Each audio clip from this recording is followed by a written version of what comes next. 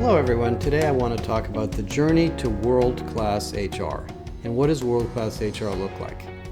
And I don't need to tell you why HR is important, but just to remind you, everything that's going on in business is dependent to some degree on people. And everything that goes on the people side of business should be taken care of by HR. Hiring, sourcing, developing people, moving people into the right role, creating an innovative culture, improving DEI, improving retention, reskilling people, on and on and on. So what you find when we look at our research on the professional skills of HR is a very, very high correlation between the skills of HR and the business performance of that business unit.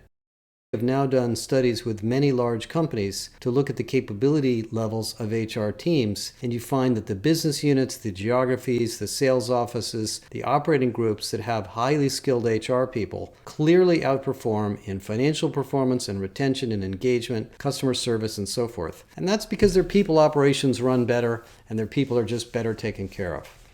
So how do you get there from here? Well, a couple of things I want to share with you in this podcast to get you started. First of all, the HR profession itself is very complex. Just like every other profession in business, whether it be IT, finance, marketing, sales, there are many different roles and many people who come to the profession in different roles. We did a very extensive study of this with MZ over the last 2 years and looked at 400,000 job descriptions and job postings in HR and used AI to analyze the clusters of skills and requirements and experiences in each. And what we found that there are basically 14 tribes. And I call them tribes because from my perspective, human resources is really like an anthropology. It's like a whole bunch of animals working together in this big planet of opportunities of this business area. And people come into the anthropology with different backgrounds and they tend to specialize in different areas. Let me just run through these 14 tribes because I think it'll help you understand what world-class HR looks like. The first, of course, is administration, payroll, compliance, operations, staffing, time and attendance, labor scheduling, those kinds of things. That's the sort of traditional old-fashioned HR stuff. Then there's compensation, benefits, rewards, executive compensation, and sometimes well-being. That's a very specialized area. The third is the most common, which is the HR business partner. The person who is the VP of HR, the generalist, the person that works as a consultant that faces off against a business unit and tries to sit at the table with the leadership team to manage the ongoing operations. And they may be a traffic cop, they may be a consultant, or they may be administrator, depending on how you're set up. The fourth is the learning and development people.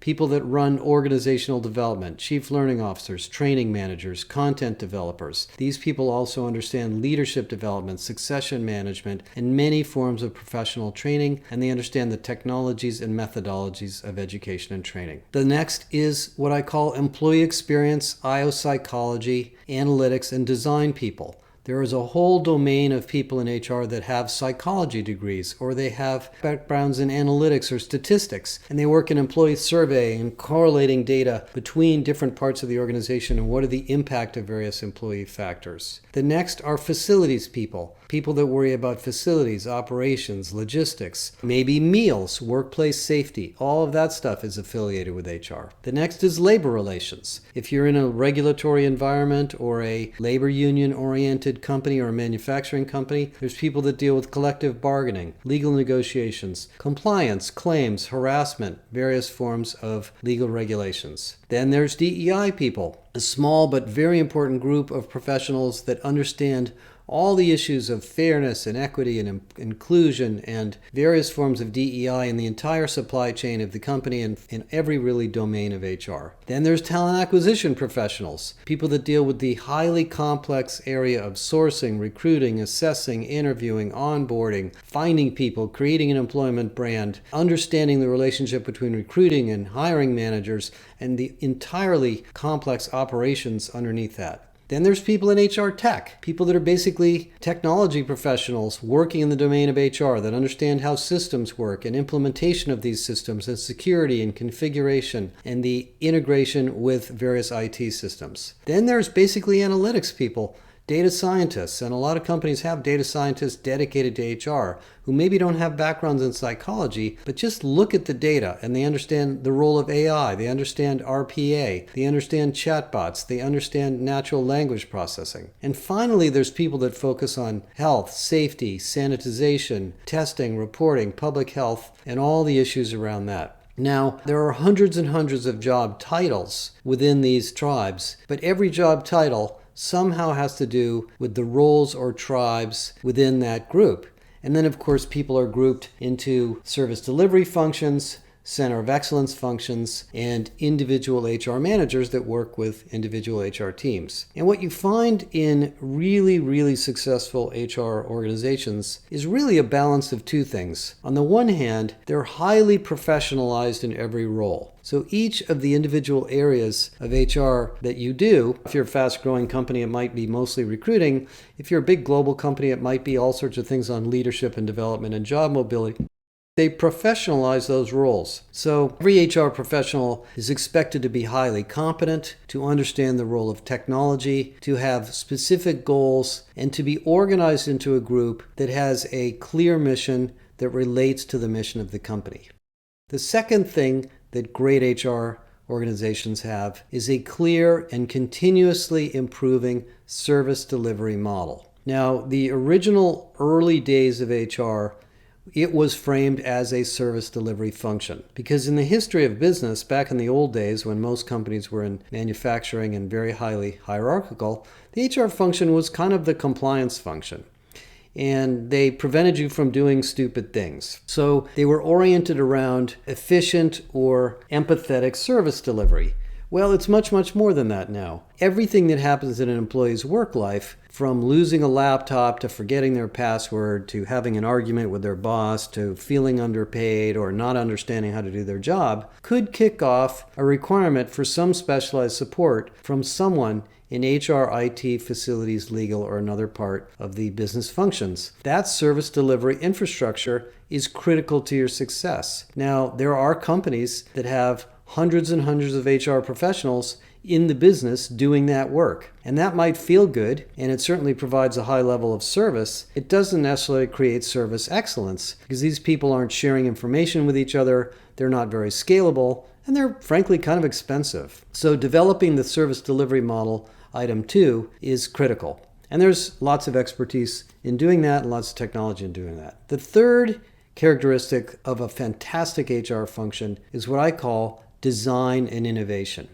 It used to be that you could kind of copy what GE or some iconic company did and say, we just want to do it the way they do it. You can't do that anymore. I would like it if you could, but the world is changing too fast, and companies are trying to innovate in their people practices just like they are in their products and services to customers. So what you do in your hiring and promotion and culture and development process in your company really should be unique to what your company is trying to accomplish and how your company differentiates itself in the market.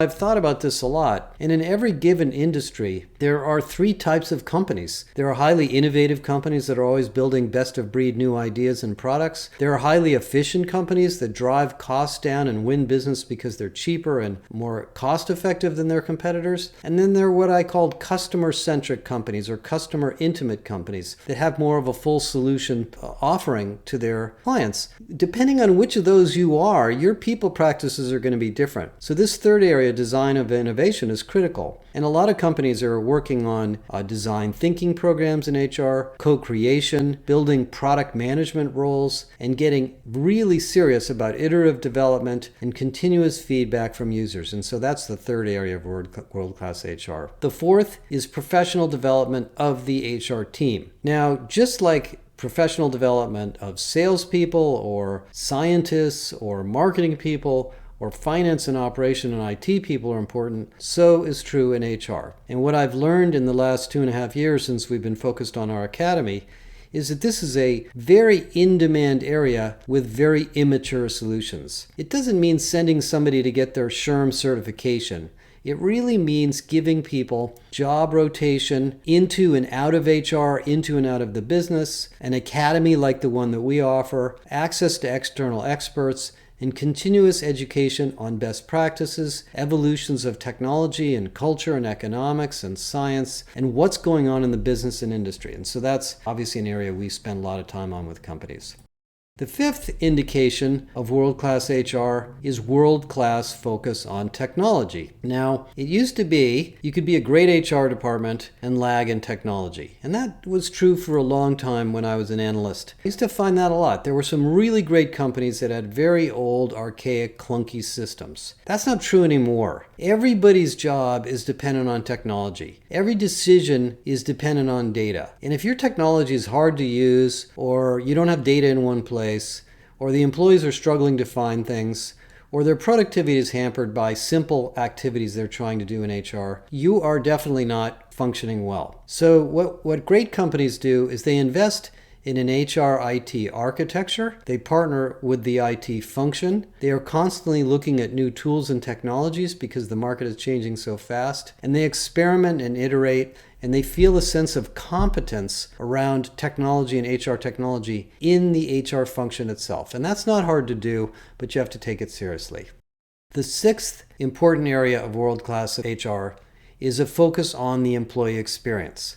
Now, I don't mean just buying an employee experience tool or doing surveys.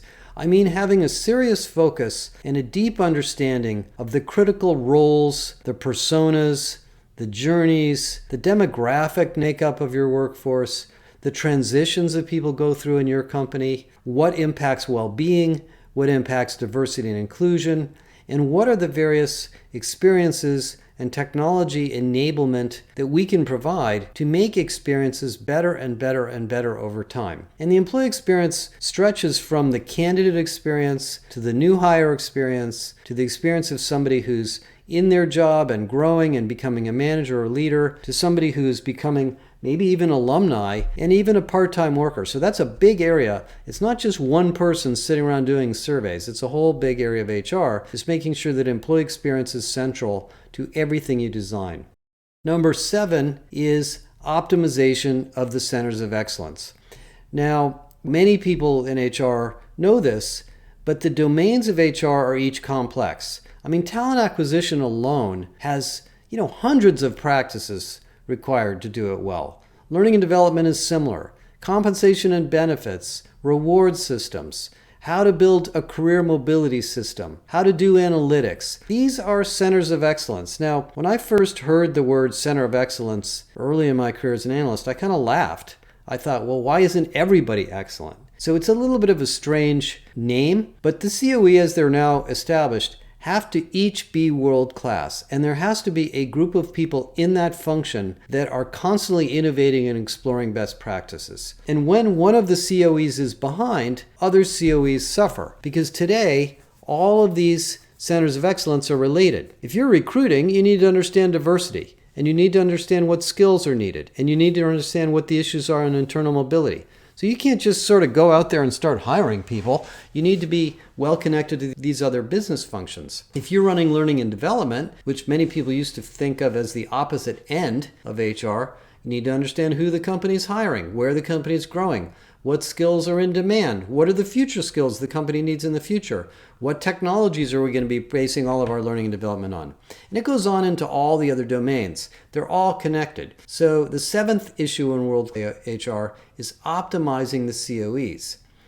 Number 8 is the team. And what this means is the HR function as a whole has to function as an integrated unit. Now, I know a lot of you have very, very large, complex HR organizations. I mean, just this week I talked to 3 companies, each of which have HR organizations with thousands of people. And they're located in business units and they're in different countries.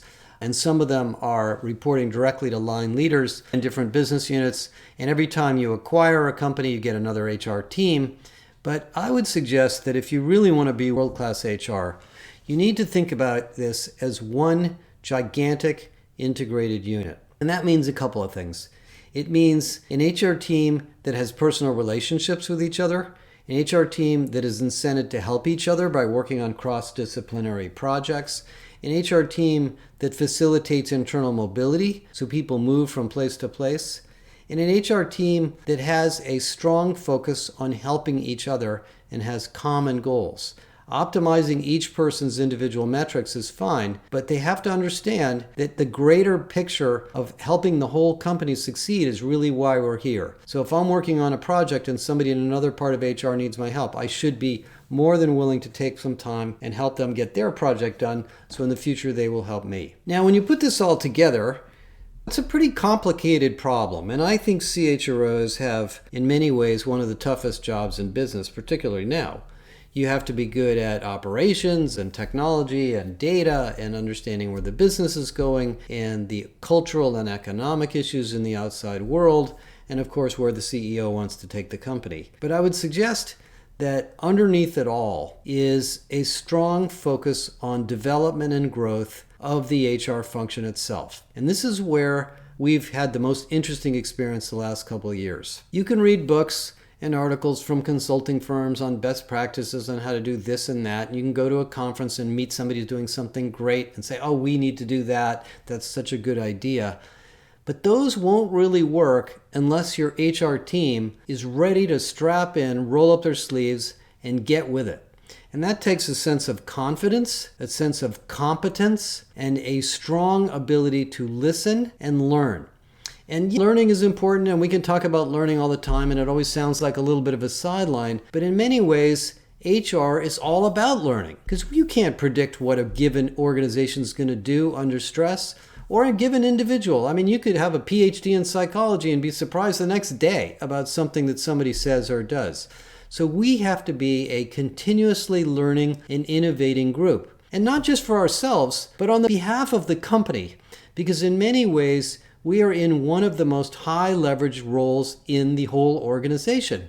When we do something well in recruiting and pay and rewards and skill development or whatever, the impact is massive. There's no question about the ROI of a great HR department. When the HR department is running well and all these HR things are getting done at a high quality in an innovative way, the company will outperform its peers. There's no question about it in my mind.